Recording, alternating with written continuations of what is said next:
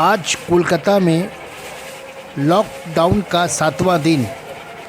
Corona virus के फैलने के बचाव के लिए घरों में बंद गरीब लोगों के लिए कोलकाता के मिली समाजी व तालीमी अदारा कारी अहमद फाउंडेशन की जानिब से खाने पीने की एशिया की तकसीम की तैयारी की जा रही है ताकि घरों में बंद लोगों को अनाज मुहैया हो सके।